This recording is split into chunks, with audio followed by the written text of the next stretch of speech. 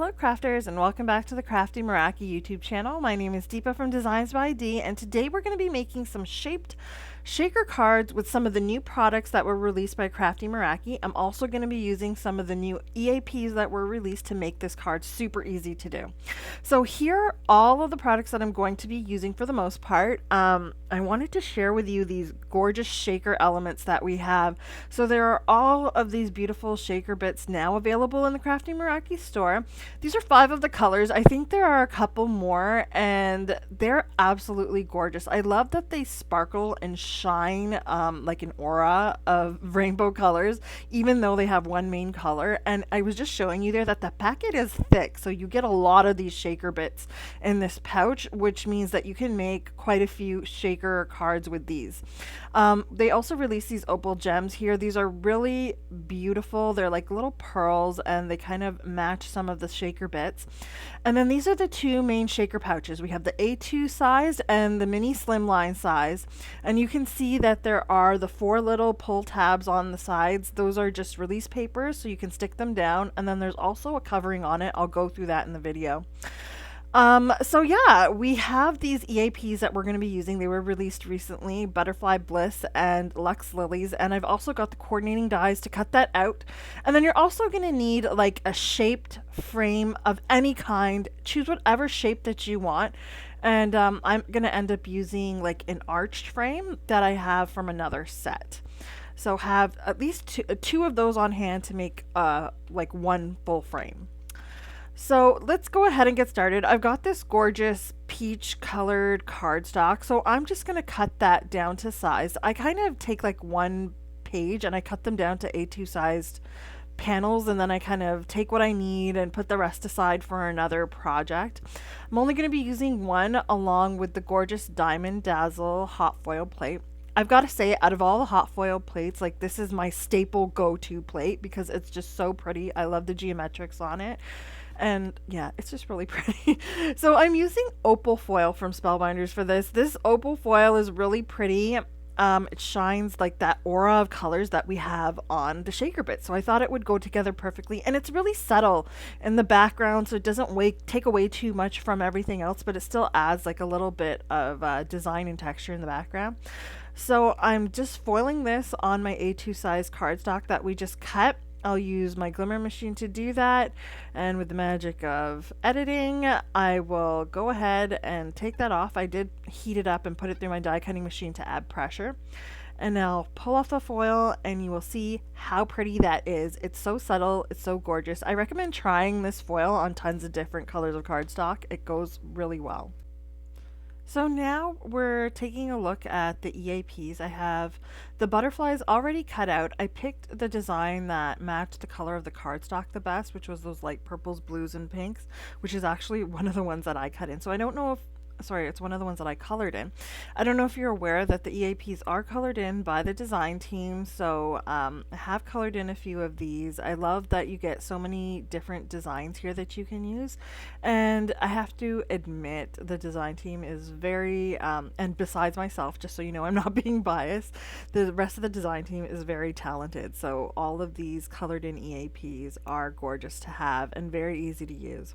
You can see I've cut out those Lux Lilies with the coordinating die, and now I have all of my bits. I'm using the new Crafty Meraki embellishment bowl there to kind of just collect all of my die cuts. I love using bowls for this in this manner with all of the little die cuts that you have when you're cutting things out and crafting.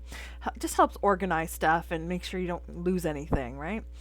Now, for my frame, I've got those 2 arch dies and I'm connecting them. So one's a little smaller than the other so I can get a complete frame, and I'm cutting them out of some black glitter cardstock. So now that I've got my frame, I can actually detach those 2 frames, take the larger one, and then I'm going to center this on my A2 size cardstock that we just did the foiling on.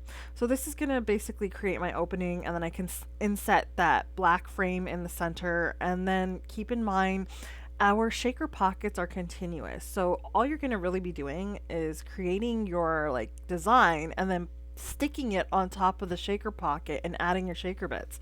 So you'll see the shaker bits through the frame, and it's just going to look so pretty. Now keep in mind there is this little sticker here on these pouches. You do have to take off the film that is on top. So I just use kind of like the sharp end of my tool to just right in the very corner kind of lift off the film. You'll see me do it later. Make sure you do remove that because it does have a bit of a foggy, frosty look, so you won't be able to see your shaker bits as well. And it just basically protects that acetate while it's being shipped in the packaging and stuff. Now for my sentiment, I'm going to be using the set called Be Your Own Kind of Cupcake. This is an older set from the Crafty Meraki store, and before I do anything with that, I do have to remove the film from this shaker pocket. So I'm just taking my embellishment tool, and I'm just using the little pick end of it to pull up the film. You do have to remove that, otherwise you're not going to be able to see your shaker bits as well. It's going to have a bit of a fog on it. It's not going to look good to you. So make sure you take that off, and I'm just going to line this up in my stamp positioner here. All I'm doing is I've stuck it down. I'm now basically just putting the things on top of this pouch, how it's going to be on the final card, so I can see where things are going to go and line things up. So I'm adding that peach background, and then I'll also add the black frame here. And then I'm going to have my sentiment frame my frame. Now you might have seen this design from other designers and other companies, but I wanted to show you that you don't have to have specific stamps in order to get this look. I'm just using a normal, regular, straight sentiment, and I'm going to make it curve on my frame. And how I'm going to do it is I basically position this. It helps that the pouch is acetate, so it kind of holds it a little bit. And then I pick it up with the top of my platform, and now I can kind of manipulate the top part of it so that it curves a bit. Now you'll notice it did kind of curve back. It just means that you need to clean the back of your stamp a little bit so that it sticks more to the platform, and that way you can keep that curve while you're stamping. Now I'm going to have to use some archival ink here. Archival ink is perfect for stamping on smooth, glossy surfaces. So that's what we have with the shaker pouch. So I do have to stamp this out and let it dry for 20 minutes, which is very important because it is glossy. It will smudge at first. Once it's completely dry, you'll notice it feels a little bit raised and it won't smudge at all. And that's basically what I'm doing here. I'll let that sit for 20 minutes, and while that's sitting, I'll go ahead and put my design together. Okay, so now I can go ahead and put together or assemble my design with the shape frame. So you'll notice that some of these die cuts I'm placing behind, and some of them are going to end up going in front of that black frame. So that's my point of reference here. And the ones that are going behind it, all of the part of that die cuts that is overhanging into that arch is going to end up getting cut off. Now you could use your scissors and cut things and kind of stick it in, but I'm going to show you the real easy way to do this. And it really just entails you knowing what your design is and positioning it on your card base here, or at least your background. Now I have some of these butterflies that are kind of coming up on the right side. One is behind the frame, the other two are on top. The two that are on top are going to stay on top. The one that's behind, that wing that's kind of into that arched frame, is going to get cut. So I can remove the two that are going to go in the foreground, which are on top of the black frame, and the ones that are in the background behind the black frame, I'll leave there. So once everything's positioned just so, I'll go ahead and remove the frame and the butterflies or the die cuts in the foreground. And I'm going to grab some press and seal. I'm going to pull out my film. I do end up kind of, once I ripped off some of the film, I cut it in half, and I still have another piece for later. So this stuff lasts forever. I'm going to go ahead and press this down on my design to pick up the die cuts mainly. And before I take that off of that peach background, I'm going to go ahead and take the larger arch frame and position it using the peach background to make sure I've got it in the right spot. I'm using some washi tape to temporarily adhere this, and then I will pick this up and detach that peach frame. Now I'm going to put it through my die cutting machine, and you can see that everything kind of just comes off pretty easily, and you have your design with the arch in the center. Now let's go ahead and put this all together. So you can see how easily this kind of fits on that peach background. It fits perfectly. I'm just going to use some liquid adhesive. As I mentioned, this is going in the background. We're going to have a bit of dimension with the shaker bits, so I don't want to add too much. I did remove like the little stem that was hanging off the bottom there because I just thought it looked a little odd. It just kind of was sitting there by itself. So I just, you can always do that, remove pieces of the design that you don't think kind of fit together. And now I'm just going to lay this out flat with the glue side up and then take the peach background and stick it down. I found that this was the easiest way to do it because the flimsy part of this is that press and seal with the die cuts. So you can kind of manipulate that cardstock a little better when you put it down. Then all I have to do is carefully pull off the press and seal. Now you can wait for the glue to dry, but I'm impatient, so I kind of remove it and then kind of reposition them so that they're in the right spot. That's the beauty of the liquid glue. You can do that. If you're going to use foam adhesive or something, just I guess you don't have to wait for that to dry either anyways, right? So now I've removed this. You can see I have that nice frame with the die cuts framing that center. And it frames that sentiment perfectly. You can see it's starting to come together really nice. And now what you want to do is you want to fold those sides here. Now keep in mind, I made this mistake before, so I'm mentioning it here. When you fold those back, you want your release paper to be on that outside there so it can stick to your background, right?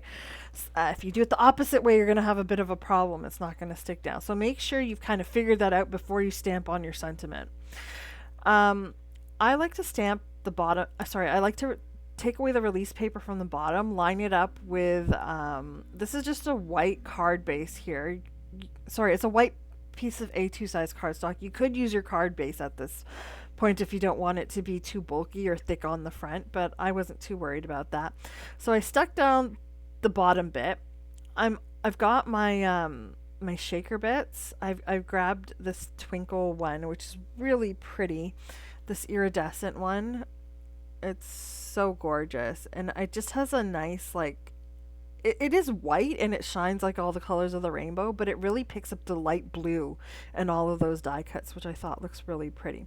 So I'm just taking a scoop and I'm scooping this in there, and you'll notice these little confetti bits, they have tons of stuff going on. You've got like stars, hearts, butterflies, all different little shapes in there.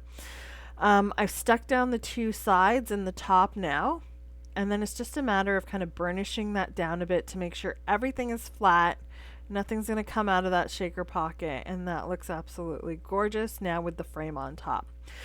So to add my frame, since I'm adding this to something that's glossy, I don't like to use liquid glue. I find that's a little too messy. You could use foam adhesive if you want that dimension, but I don't. So I'm just using some really strong double-sided adhesive here. And I'm just going to attach this to the back of that peach background and then line it up with the card. And do make sure that you line this up correctly, because remember, your sentiment is lined up with everything as well when you stamped it out. So be careful there. And now that I've kind of got it all lined up nicely, you can see it looks really pretty. Now the last part here for that frame is that black frame, right? So again, I did originally want to add this with a bit of foam to give it a bit of lift, but then I think in the end I decided, nah, I don't really need to add more. It's already pretty bulky. It's not that bulky. Like I said, this could definitely go through the mail. It's not like the shaker pouches where you have like the foam that you put together to make the well. It's super easy. Really doesn't take any time at all. You can see that the actual shaker portion of this card took like 2 seconds. It really didn't take that long at all. Okay, I lie. Maybe it took like a couple minutes, but it didn't take long. The frame and the design and the rest of that is what took more time. And I do have to mention, with those EAPs, if you like those designs and colors, that also speeds up the process. Now, if you don't like the designs of these, like you don't like the colors that were used in the EAPs, you could always grab the stamp set. And with the stamp set, you can use whatever colors you want. So just stamp it out, color in whatever you want, and cut those out. So there's always options, which is what I really like about this line of products. They're so versatile. So now I've stuck on that black frame. I'm going to go ahead and attach this to my card base. Now, as I mentioned, if you didn't want that extra piece of cardstock, you could have just put your shaker pouch right onto your card base. But as I said, I went with the extra piece of cardstock. So I'm just again adding some strong double-sided adhesive. You don't really need the strong double-sided adhesive because it is just cardstock to cardstock here, but I had it out, so I used it, and I'll go ahead and attach this. Really nice. And now all I really need to do is kind of dress this up. Now remember I had those two butterflies that I wanted to keep in the foreground. I did add a little bit of foam adhesive to attach these, and that gave that a little bit of dimension. It pops out a little more and gives your card a lot of depth because you got a background and a foreground. And I love creating this effect on all my cards because I don't know, maybe I'm obsessed with dimension. But it just makes your cards just have like a nice feel to it. I like it. If you don't like it, you don't have to add it. Just attach it with some liquid adhesive or some strong double-sided adhesive because now you've got a bunch of different textures on the front of your card. So yeah, so I'll add that butterfly at the bottom. And then we've got enough bling with the shaker going on here, but I do want to add a few gems. So I'm going to grab some of those blue opal gems here. I think it's blue cerulean, called something like that. Like all the videos that are on the Crafty Meraki channel, all the products that are used are linked in the description below with links associated with them. So you can go ahead, click those, check those out in the store if you're not sure of what I've used here, but you're interested in them.